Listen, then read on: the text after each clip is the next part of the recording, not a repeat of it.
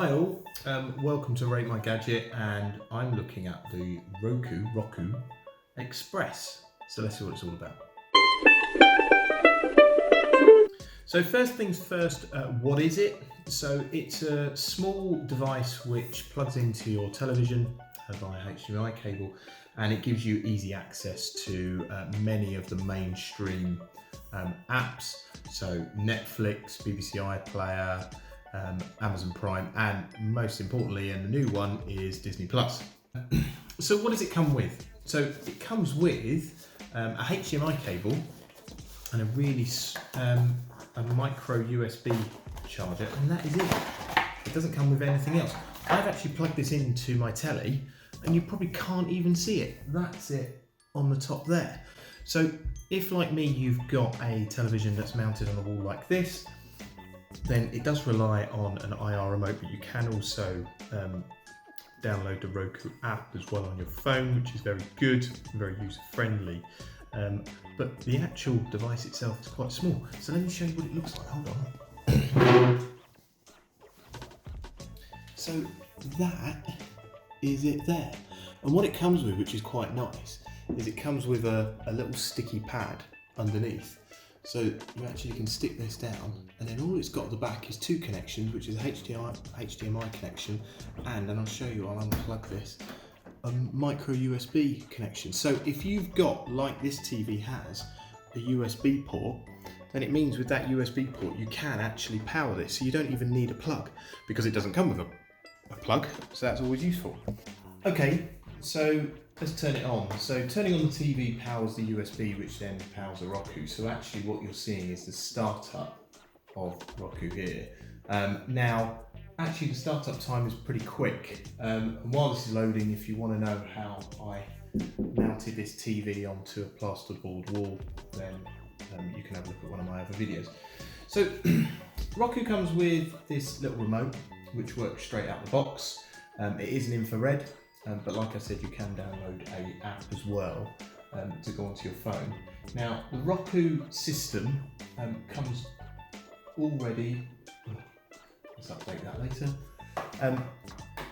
basically steps you through the process of how to install it. And what I actually found, which may interest some viewers, is when you've got a VPN, if you download it via a VPN, or you start it up via a VPN from America, for example, you get all the American content, so you get all the Fox News and all those kind of things.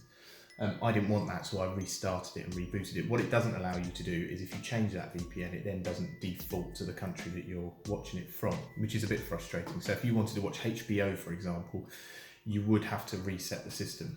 So that is one frustration, but this is based in the UK. So as you can see, you know, you've got very, very easy access to all the kind of main apps, so Netflix, BBC iPlayer. Now, you've got one called the Roku Channel, which gives you a bit of a kind of strange access to a lot of free videos, movies, TV series, but it won't be stuff that maybe is ever so popular. So for example, Skins, and then if you go down to Home and Garden, you've got different things like Restoration Home. So it's not anything that's on the main Freeview channels like BBC ITV.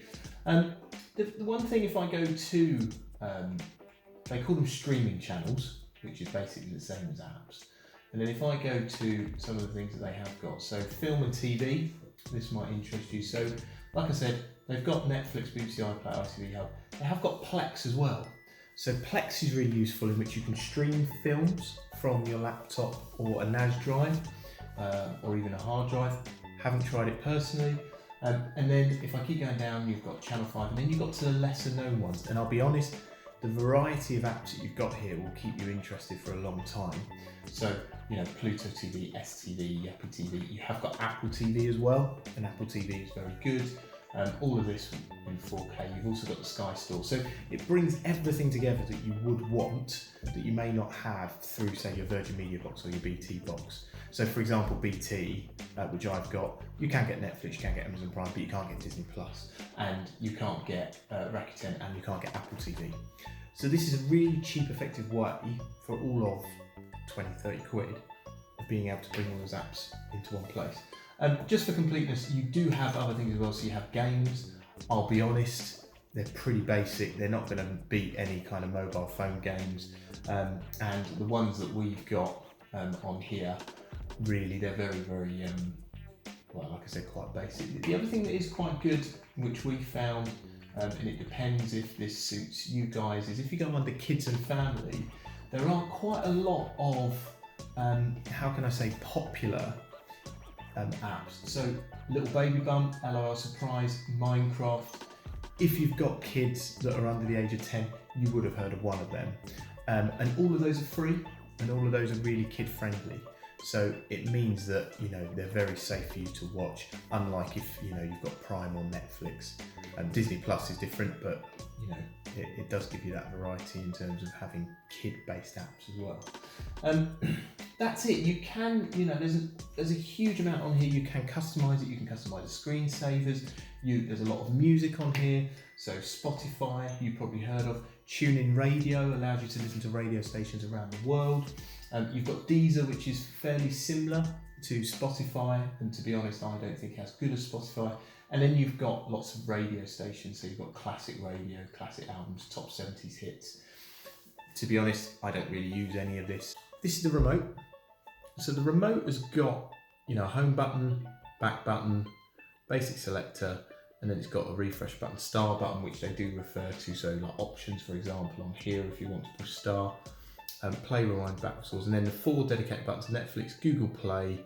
So if I click on Google Play, for example, that brings up Google Play Movies, and Rakuten and Spotify. Like I said, frustratingly, you can't customize it. So if you wanted it as Disney Plus or Apple TV, I haven't found a way that you can customize it. So this is Google Play that's come on.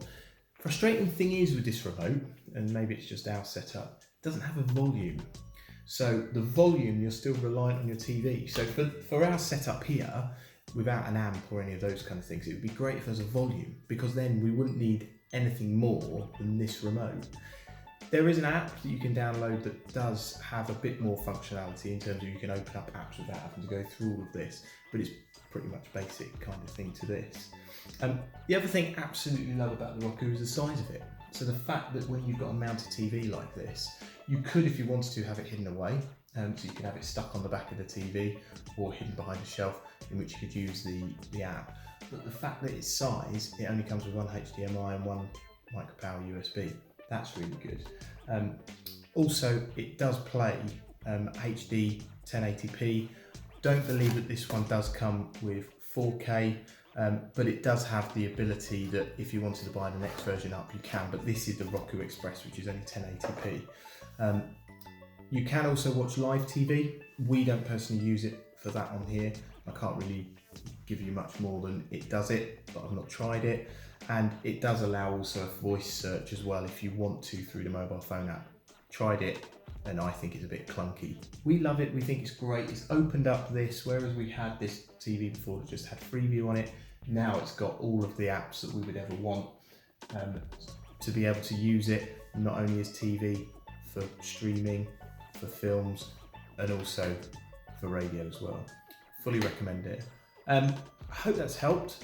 Please do like, please subscribe, that really helps us, and thanks for watching.